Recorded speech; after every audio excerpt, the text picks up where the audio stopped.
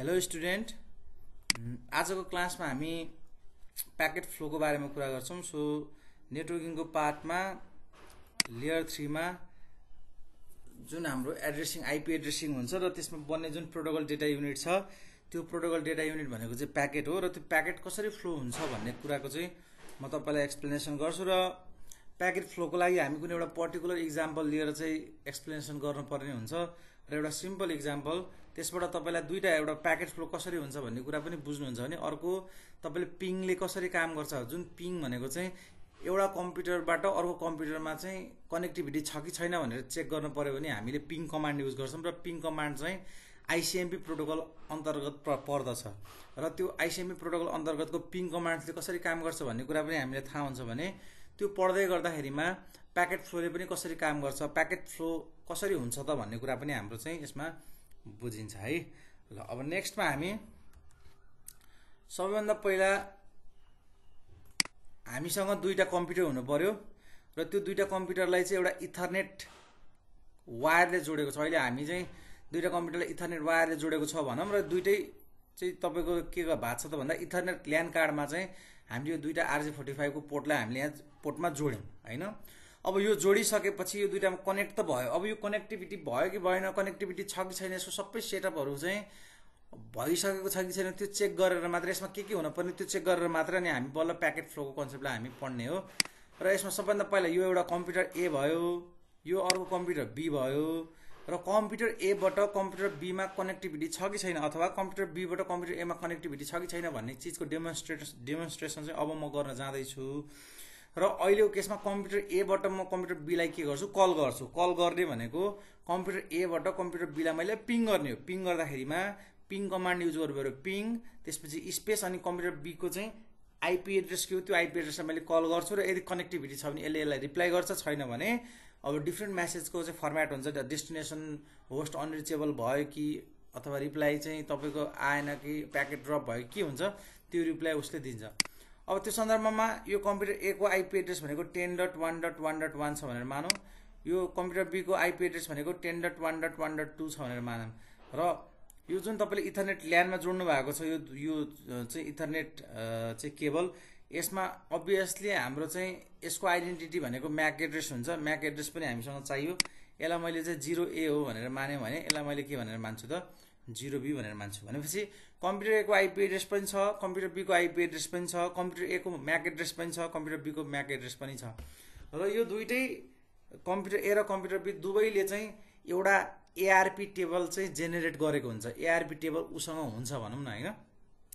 र त्यो एआरपी टेबलमा चाहिँ के हुन्छ भने कुन आईपी एड्रेस सँग कुन चाहिँ तपाईको म्याक एड्रेस अट्याच भएको छ त्यसको इन्फर्मेसन चाहिँ हुन्छ।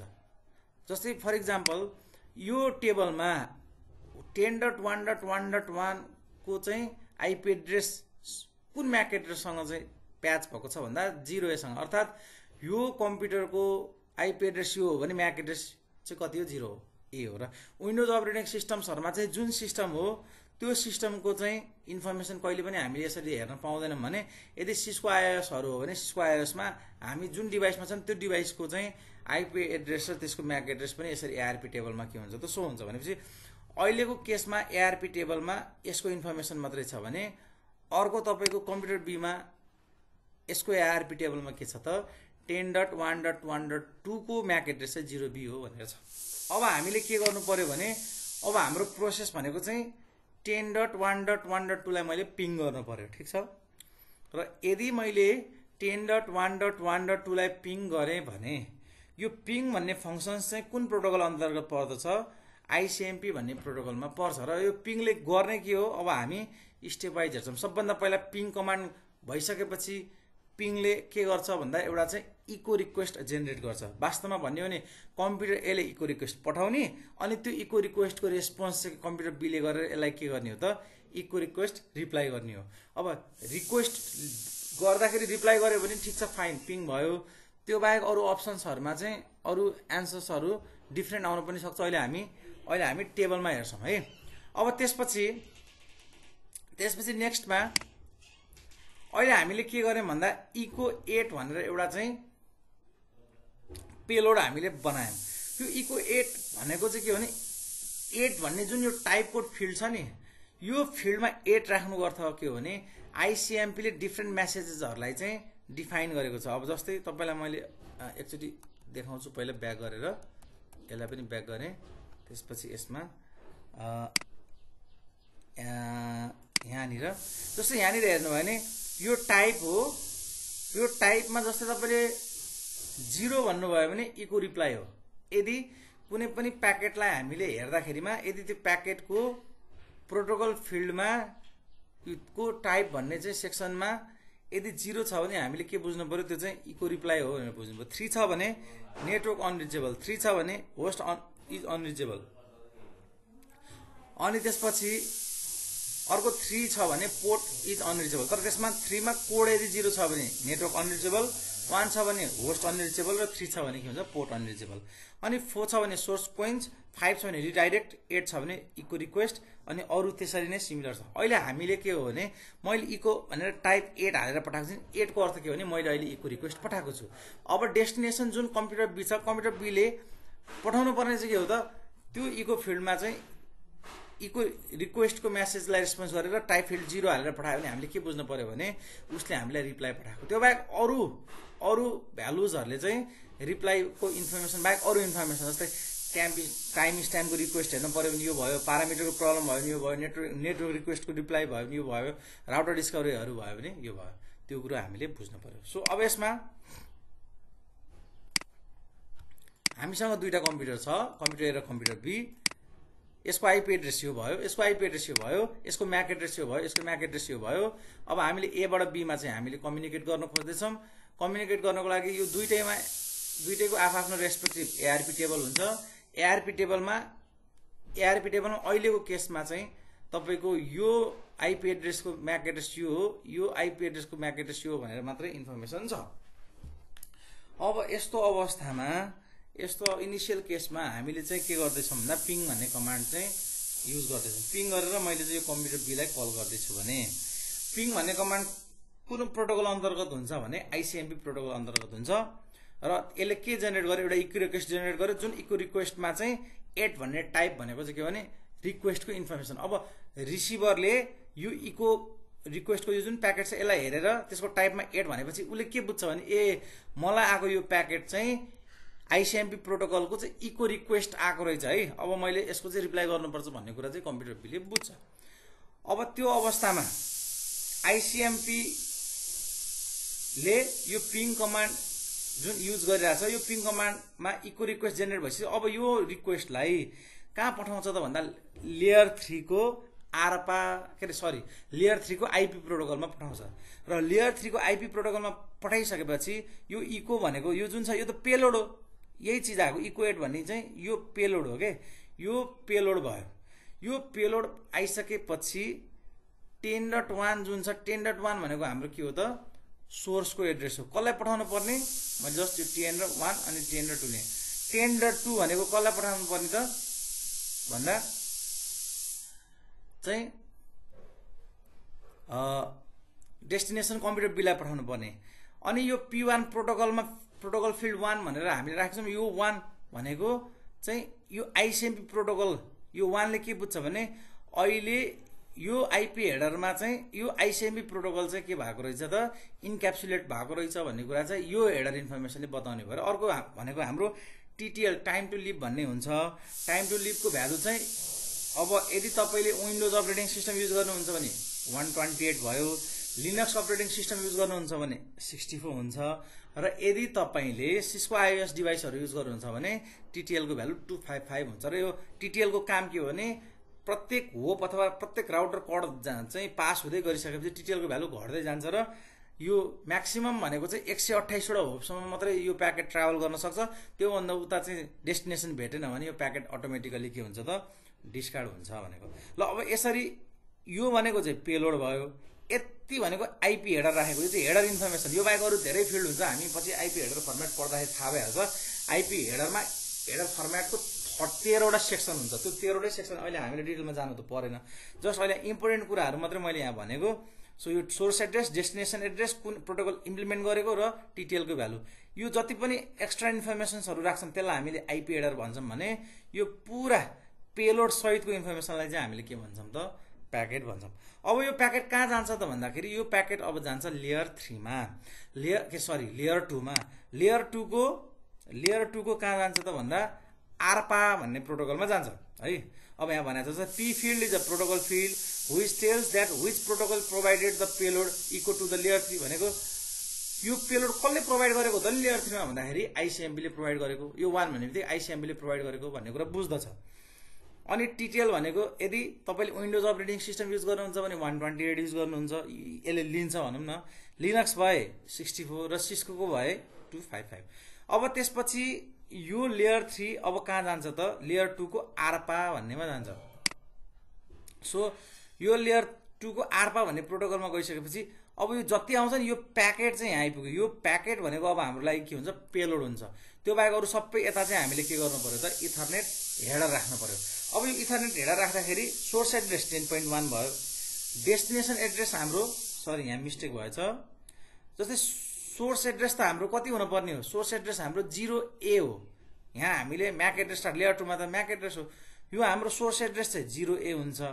अनि डेस्टिनेसन त कति हो, डेस्टिनेसनको म्याक एड्रेस त हाम्रो थाहा छैन नि, किनभने तपाईको आरपा प्रोटोकलमा जाने बित्तिकै सोर्स एड्रेस तपाईले यहाँबाट 10.1 भन्नुभयो, 10.1 को करेस्पोन्डिङ म्याक एड्रेस कति छ भनेर एआरपी टेबलमा हेर्न जानुहुन्छ। एआरपी टेबलमा हेर्दा 10.1 को 0A छ भन्नुहुन्छ, यहाँ कति राख्नु पर्यो मिस्टेक भएको, यहाँ 0A राख्नु भयो। अब डेस्टिनेसन 10.2 को एआरपी टेबलमा त छैन केही पनि इन्फर्मेसन भनेपछि यसले वाट राख्ने हो। किनभने जबसम्म एआरपी टेबलमा केही पनि इन्फर्मेसन हुँदैन तबसम्म चाहिँ तपाईको यहाँनिर त जेनेरेट त हुँदैन। अनि टाइप कोडमा 0x0800 भनेको तपाईको यो प्याकेट कहाँबाट आएको त भन्दा यो चाहिँ यो 0x0800 भनेको आईपी लेयरबाट आएको, IPv4 भन्ने लेयरबाट, IPv4 भन्ने प्रोटोकलबाट हामीलाई चाहिँ यो प्याकेट आएको भन्ने इन्फर्मेसन जान्छ। अब यसरी यो भनेको इथरनेट हेडर भयो नि, पुरै भनेको चाहिँ यो पेलोड प्लसको इथरनेट हेडर भनेको चाहिँ हाम्रो के हुन्छ फ्रेम हुन्छ। तर यो फ्रेम पुरै इन्क्याप्सुलेट कम्प्लिटली भइसकेको छैन, त्यसैले फर्दर प्रोसेसमा जान सक्दैन। किनभने यहाँ 0A छ, डेस्टिनेसन 0B भनेर त पत्ता लगाउन सकेको छैन भनेपछि अब के गर्नु पर्यो भने अब यो प्रोसेस यहाँनिर चाहिँ होल्ड हुन्छ। किनभने packet is payload in EL2 and ARP generate a type of code of IP protocol frame is not encapsulated because frame has not any destination address till now. भनेको अहिलेसम्म हामीले लेयर 2 बाट त MAC to MAC चाहिँ हामी के गर्ने हो ट्राभल गर्ने भनेपछि 0A बाट 0B मा पुग्न सकिन्छ भन्ने कुरै छैन भनेपछि अब हाम्रो यो प्रोसेस होल्ड भयो। यो पिङ कमान्ड के भयो त होल्ड भयो। अब हाम्रो नेक्स्ट काम भनेको के हुन्छ भने नेक्स्ट काम भनेको एआरपी टेबल जेनेरेट गर्ने, अर्थात यो 10.1.1.2 को करेस्पोन्डिङ म्याक एड्रेस 0B हुन्छ भन्ने कुरो यो यसले थाहा पाएर यहाँ अपडेट गर्नु पर्यो। यो टेबलमा 10.1.1.2 को इन्फर्मेसन म्याक एड्रेस 0B हो है भनेपछि मात्र न यो 10.2 को चाहिँ म्याक एड्रेस कति भनेर एआरपी टेबलमा हेर्दा देखिन्छ र नि हामीले यहाँ राखेपछि फ्रेम इन्क्याप्सुलेट हुने भनेपछि अहिलेको अवस्थामा छैन। अब नेक्स्ट काम यो प्रोसेस कम्प्लिटली होल्डमा बस्छ। अब हाम्रो फर्दर काम भनेको चाहिँ के हो त भन्दा फर्दर काम भनेको हाम्रो यो एड्रेस पत्ता लगाउने, यो म्याक एड्रेस कति छ भनेर पत्ता लगाउनको लागि अब हाम्रो यहाँनिर एआरपी प्रोटोकल चाहिँ अब हाम्रो स्टार्ट हुन्छ। र एआरपी भनेको हामीलाई थाहा छँदैछ, कुनै पनि आईपी एड्रेसको म्याक एड्रेस हामीलाई थाहा पाउनु पर्यो भने हामीले एआरपी चाहिँ प्रोटोकल युज गर्छौँ। अब एआरपी मा पनि डिफरेन्ट छ, जस्तै अपकोडहरु हुन्छ के 1 2 3 4 5 6 7 8 9। 1 भनेको चाहिँ एआरपी रिक्वेस्ट। अब के गर्नु पर्यो भने यो कम्प्युटर ए ले चाहिँ एउटा एआरपी रिक्वेस्ट कम्प्युटर बी लाई पठाउनु पर्यो। मसँग चाहिँ 10.2 को आईपी एड्रेस छ, यो 10.2 को करेस्पोन्डिङ म्याक एड्रेस चाहियो मलाई प्लिज देऊ न भनेर चाहिँ एउटा रिक्वेस्ट पठाउनु पर्यो। त्यो रिक्वेस्ट पठाउनको लागि हामीले अब फेरि सुरुबाट इनिशियली गर्दाखेरिको अपकोड फिल्डमा हामीले 1 हालेर पठाउनु पर्यो ताकि रिसिभरले त्यो अपकोड 1 हेर्दाखेरि थाहा पाउनु ए मलाई त के आएको रहेछ त एआरपी रिक्वेस्ट आएको रहेछ भनेर थाहा पाउनु पर्यो। अनि त्यसको रिप्लाईमा चाहिँ कम्प्युटर बी ले चाहिँ अपकोडलाई 2 ले चाहिँ के गर्नु पर्यो त रिप्लेस गरेर अथवा चाहिँ चेन्ज गरेर पठाउनु पर्यो। ल तिमीले पठाएको एआरपी रिक्वेस्ट अनुसार मैले तिम्रो एआरपी को रिप्लाई पठाएको छु भनेर, अरु हामीलाई अहिले चाहिएन। सो अब हामीले प्रोसेस गर्दाखेरि अपकोड 1 र अपकोड 2 भनेको चाहिँ एआरपी 1 र के एआरपी रिक्वेस्ट र एआरपी रिप्लाई हो भन्ने कुरा बुझ्नु पर्यो। अब त्यसको लागि फेरि अब एआरपी रिक्वेस्ट बनाउनु पर्यो हो। एआरपी रिक्वेस्ट हाम्रो कहाँ हुन्छ लेयर 3 मा हुन्छ। एआरपी रिक्वेस्ट भनेको यति फिल्ड हो यहाँदेखि यहाँसम्म। सोर्सको एड्रेस 10.1, डेस्टिनेसनको एड्रेस 0A के अरे सोर्सको म्याक आइपी एड्रेस यति, सोर्सको डेस्टिनेसन के अरे सोर्सको म्याक एड्रेस 0A अनि डेस्टिनेसनको आइपी यति। अब अहिले हामीसँग डेस्टिनेसन म्याक त छैन भनेपछि सबै हामीले फिल्ड चाहिँ के बनायो 0 बनायौँ र अपकोड 1। यो अपकोड 1 भनेर भन्नुको अर्थ के हो भने मैले चाहिँ अहिले एआरपी रिक्वेस्ट पठाइरहेको छु भनेर। अब यो कसलाई पठाउँछ त भन्दाखेरि यो पठाउँछ L2 आर्पालाई पठाउँछ। अब यो L2 आर्पामा जुन यो बनेको यति छ नि, यो एआरपी रिक्वेस्ट भनेको पेलोड भयो। अब म्याक एड्रेस भनेको 0A भयो। 10.2 को डेस्टिनेसन एड्रेस त छैन हामीसँग भने चाहिँ यति बेला हामीले ब्रोडकास्ट एड्रेस पठाउनु पर्यो, किनभने लेयर 2 मा त कुनै पनि कम्प्युटरको आइपी एड्रेस थाहा छ, म्याक एड्रेस थाहा पाउनु पर्यो भने हामीले सबैलाई ब्रोडकास्ट गरेर पठाउने हो भने चाहिँ ब्रोडकास्ट गर्दाखेरि यो 12 वटै सबै के हुनु पर्यो भन्दाखेरि FFF हुनु पर्यो। यो 12 वटा भनेको थाहा छ नि हामीलाई हैन, एउटा यो हेक्साडेसिमल चाहिँ उसमा हुन्छ र यसलाई रिप्रेजेन्ट गर्दा एउटा भनेको म्याक्सिमम 4 वटा बिटको हुन्छ, 12 चौको 48। हाम्रो चाहिँ म्याक एड्रेस भनेको कति बिटको 48 बिटको हो। अनि यो 0x0806 यो जुन प्रोटोकल फिल्ड छ यो चाहिँ तपाईको कुन लेयरबाट आएको त, कुन प्रोटोकलबाट आएको भन्दा 0x0806 भनेको चाहिँ एआरपी प्रोटोकलको चाहिँ प्रोटोकल फिल्डको आइडेन्टिफिकेसन हो। भनेपछि अब यो राख्ने बित्तिकै हामीले के बुझ्नु पर्यो भने एआरपी को प्रोटोकल फिल्डलाई हामीले एट्याच गराएको छ भनेपछि अब यहाँनिर तपाईले जुन गरिरहनु भएको छ यो एआरपी रिक्वेस्ट 0 यो भनेको चाहिँ हाम्रो के हो त फ्रेम भयो। अब यो फ्रेमलाई हामीले कहाँ पठाउनु पर्छ L2 बाट त्यो ह्यान्डओभर भएर L1 मा जान्छ। L1 ले के गर्छ त सबै यसलाई कन्भर्ट गरेर बिटमा लिएर जान्छ अनि बिटमा गइसकेपछि ट्रान्समिसन मिडियमबाट फेरि कहाँ जाने भयो त लेयर 1 मा, अनि लेयर 2 बाट फेरि चाहिँ बिट कन्भर्ट भएर फ्रेममा फेरि यही चीज यो कम्प्युटर बिलले रिसिभ गर्ने भयो। अब कम्प्युटर बिलले रिसिभ गर्दाखेरि पेलोड त उसले हेर्न सक्दैन, उसले के हेर्छ भन्दाखेरि उसले पहिला सुरुमा चाहिँ डेस्टिनेसन हेर्छ र यो प्रोटोकल फिल्ड हेर्छ। भनेपछि डेस्टिनेसन के छ त FFF भनेको सबैलाई हो भनेपछि उसले पनि के गर्छ त यसलाई एक्सेप्ट गर्छ। यो एक्सेप्ट गरिसकेपछि प्रोटोकल फिल्ड के रहेछ त एआरपी रिक्वेस्टको रहेछ, यो पनि बुझ्यो। अब यो चीज यो एआरपी रिक्वेस्ट कहाँ जान्छ लेयर 3 मा जाने भयो। अनि लेयर 3 मा गइसकेपछि उसले हेर्छ यहाँ अपकोड हेर्छ, अपकोड हेर्दाखेरि के बुझ्यो ए मलाई त एआरपी रिक्वेस्ट आएको रहेछ भनेपछि उसले आफ्नो यो म्याक एड्रेस जुन के अरे यो आइपी एड्रेसको करेस्पोन्डिङ म्याक एड्रेस यो फिल्डलाई उसले के गरिदिन्छ त अपडेट गरेर अब एआरपी रिप्लाई रेडी बनाउँछ र एआरपी रिप्लाई गराउँदा सोर्स भनेको 10.2 भयो, म्याक एड्रेस 0B भयो, डेस्टिनेसन 10.1 भयो अनि म्याक कति भयो 0A भयो। अब अपकोड भनेको 2, अपकोड 2 को अर्थ के हुन्छ भने यो अपकोड 2 को अर्थ भनेको चाहिँ तपाईको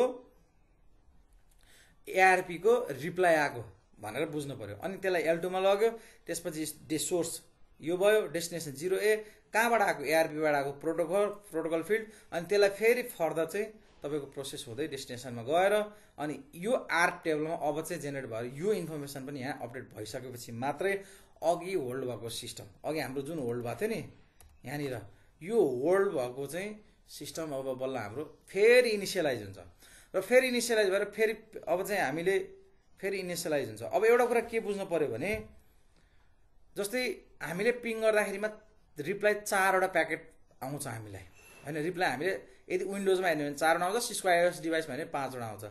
अब यदि स्टार्टिङमै तपाईले पिङ गर्दाखेरिमा यदि तपाईको एआरपी टेबलमा डेस्टिनेसनको चाहिँ म्याक एड्रेस छैन, आइपी एड्रेस इन्फर्मेसन छैन भने पहिलो प्याकेट ड्रप हुन्छ र यो जस्तै कुनै पनि पिङ कमान्ड हामीले राख्ने बित्तिकै इको रिक्वेस्ट जेनेरेट हुने बित्तिकै यसले 2 सेकेन्डसम्म चाहिँ कुर्छ रिप्लाईको लागि र यदि 2 सेकेन्ड भित्रमा रिप्लाई आएन भने त्यो अटोमेटिकली के हुन्छ त्यो प्याकेट ड्रप हुन्छ। भनेपछि यदि एआरपी टेबलमा पहिल्यै नै यसरी चाहिँ तपाईको डेस्टिनेसनको इन्फर्मेसन टेबल यहाँ जेनेरेट भएर बसेको छैन भने पहिलो प्याकेट के भयो त ड्रप हुन्छ। जस्तै हामीले पिङ गर्दाखेरिमा चाहिँ पिङ गर्दा पहिलो प्याकेट ड्रप हुने, दोस्रो प्याकेट ड्रप हुने हुन्छ नि, कारण भनेको त्यो भनेको एआरपी टेबलमा इन्फर्मेसन नभएर पुरै एआरपी रिक्वेस्ट र रिप्लाईको प्रोसेस जेनेरेट गर्दाखेरि त्यो हाम्रो ड्रप हुने हो। र तेस्रो प्याकेटमा गएर रिप्लाई आउनुको कारण के भने भेट्छ, त्यो भेटिसकेपछि इको रिक्वेस्ट जेनेरेट भयो। इको रिक्वेस्ट जेनेरेट भइसकेपछिको केसमा अब यहाँनिर इको रिक्वेस्ट जेनेरेट भइसकेपछि तपाईको चाहिँ सोर्स एड्रेस डेस्टिनेसन एड्रेस सबै अब यहाँ अघि हामीले भने जस्तै गरी यहाँनिर 10.1 10.2 अब प्रोटोकल फिल्ड 1 भने जस्तो अब हाम्रो चाहिँ यो प्रोटोकल फिल्ड 1 नै भयो। यो एज इट इज हुन्छ, यो तल आइसक्यो यहाँ 0A, यो व्हाटमा 0B हुन्छ, टाइप कोड फिल्ड यो भइहाल्यो। यसरी चाहिँ डेस्टिनेसनमा पुग्ने भयो अनि डेस्टिनेसनबाट चाहिँ तपाईको रिप्लाई आइसकेपछि बल्ल अनि के भयो त हाम्रो प्रोसेस चाहिँ सक्सेस हुन्छ। अब एउटा चिज यहाँनिर के बुझ्नु पर्यो भने यो प्रोटोकल फिल्डहरू चेन्ज हुने भनेको चाहिँ प्रोटोकलको बेस्टमा भएर चेन्ज हुने हो, अरू केही भएर होइन। र त्यसको लागि पनि मैले यहाँ राखेको छु। जस्तै आइपिभी4 को लागि हो भने 0808000 भन्ने हुन्छ, एड्रेस रिसोल्युसनको लागि हो भने 0 अनि त्यसपछि यक्स 0806 चाहिँ एआरपीको लागि भयो। त्यस्तै अरूको लागि पनि यो डिफ्रेन्ट हुन्छ है। ल अहिलेलाई यति गरौँ आज।